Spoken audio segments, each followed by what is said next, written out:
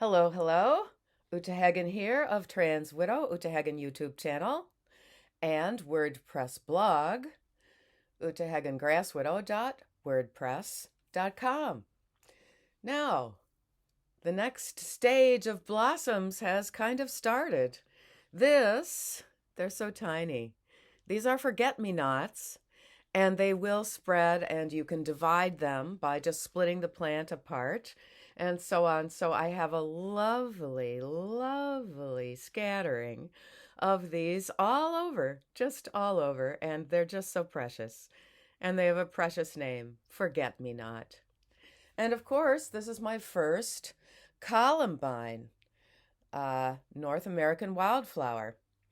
And it was in a sort of sheltered place. That's probably why it's the first one. I'm having a great deal of success growing more and more and more of these. So you'll notice also the tulips bouquet. I do enjoy cutting the last of though any particular flower that if I leave them in the garden, then they'll go over. So I might as well cut the last ones and enjoy them inside. Here we are with our next trans widow testimony. This is Robin, who completed the survey. I do have a bit of a backlog of some of you who have completed the surveys, and I thank you so much. We are very, very close to 60, and I like those round numbers. It'll be a big celebration when we get to 100.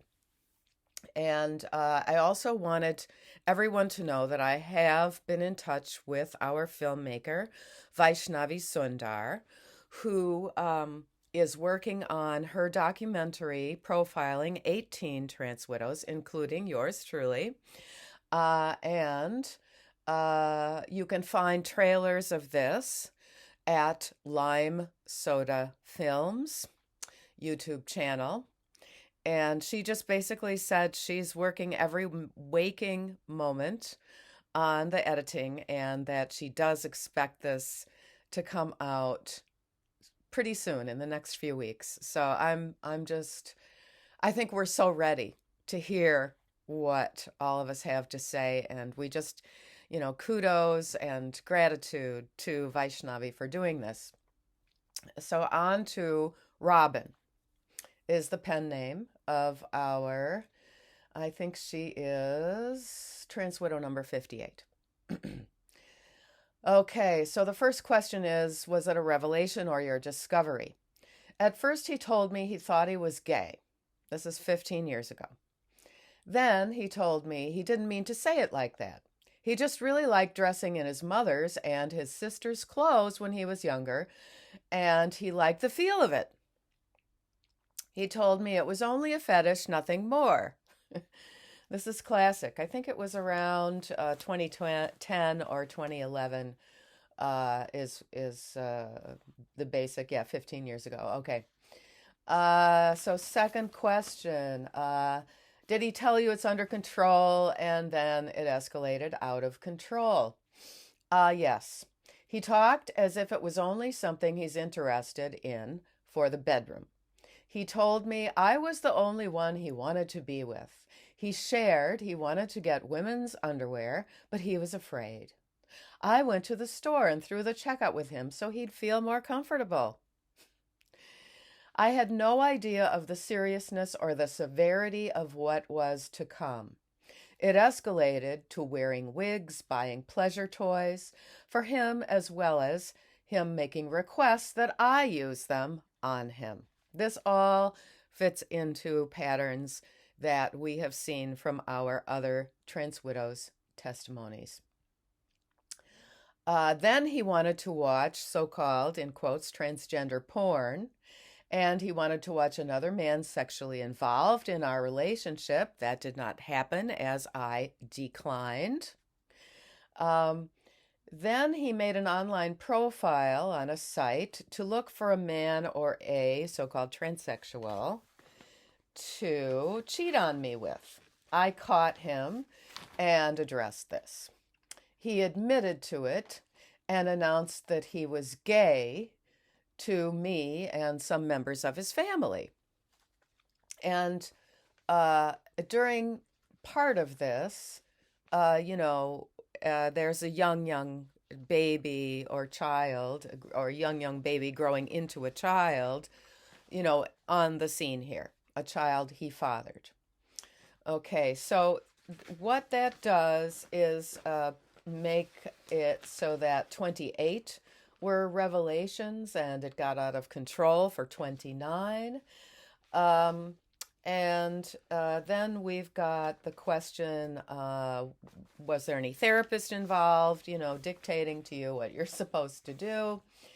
Uh, she says no, but in the last days of our relationship, he said he wanted one more go for us in the bedroom.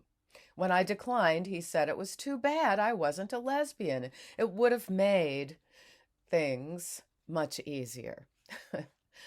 So, this continuous belief that I was born a man, I fathered children, but now I'm a lesbian, and why aren't you able to stretch your sexual orientation to the wife? Okay, now she said she didn't know about any secret bank accounts or financial cheating, but he found out his mother was the co-signer of an account of his due to some debts. And question 5 is, did he ever wear your clothing or makeup? I'll never forget the night he put on my nightgown and heels with a black wig. I felt like I was living in the Twilight Zone. 6 is, did he cajole you into sex role play?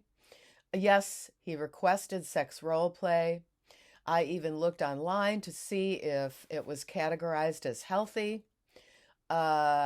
He also, just a comment related to this, he imitated women he was close to. He would get the same facial piercings that some women had, and it seemed like he took on other women's persona as he was getting close to them.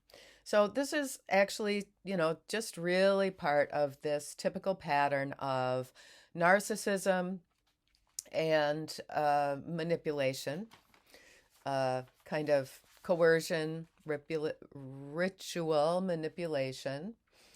There was no therapy, no therapist saying you need to try out all these things.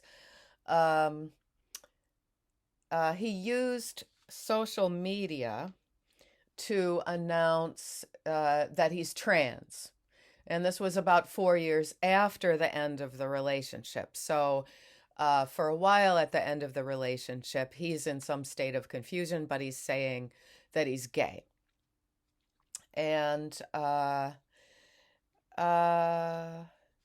there were no reports. This is question 9. Did he claim to any therapists that you assaulted him? There were no reports that he made like that. However, then we get to question 10.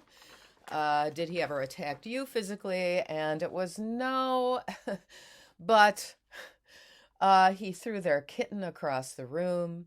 He stabbed soda cans with a knife when they were in the sink. And as a result of that, she arranged for him or influenced him to go to some anger management classes. And after he came back home from the first anger management class, he tipped over a table in their home. Okay. And about the unwanted sex. Okay. One time after I breastfed, so the child was an infant, he kept touching me, although I was exhausted, and he didn't stop. So I would call that some kind of a perhaps low-grade sexual assault. Unwanted touching is a problem. So let's see. Where are we? Okay, did you live in poverty? And that's so many of us. Uh, so that's going to be 22 of us. Yes, we lived in poverty. First, we were in a shelter for a few months. Uh, oh, yeah, regarding his violence, he had an ex wife from previously, also apparently a child with that ex wife, and he punched around her, around the outside of her when she was standing in front of a closet door, which is, quasi assault. That might be considered assault. Um, okay. Okay. For the first 3 years of my son's life, she says, I had 3 jobs and was on the go. 8 years later, she's still living below the poverty line. He owes me over 33K in child support. I'm not going to say what denomination it is because we're keeping her location out of this. He lives in a women's shelter and serves on a so called trans and queer board in the county. He does not have contact with his child. Both ex wives, though, have been called transphobic by him in court. There weren't any clergy involved. Um, oh, yes, and his mother took both Robin and the other ex wife to court for grandparent access. The judge gave Robin's son 1 weekend per month with the father not present. And I'm wondering if that's an overnight with the child. I don't really like that idea. Um, did anyone suggest you share Mother's Day? No, he chose to have no access. Um, and about losing friendships, she walked away from friendships to protect herself and her son from their influence. So it sounds like this is a pretty woke location. Uh, and it's interesting. Uh, he did not specifically identify himself as mother of the children. However, he has made political statements that trans mothers are mothers too. And so there isn't some mama something at this point that he's insisting on. And to her knowledge, he never co opted her experience of labor. And she, she was only blamed by the ex mother in law when he came out as gay. So the relatives or therapists or whoever are not blaming her for him going full blown opposite sex persona mode. So these are the typical responses. It kind of fits this pattern. Thank you, Robin. And we just have to keep on keeping on. We have to find our moments of happiness in the garden. Whoops.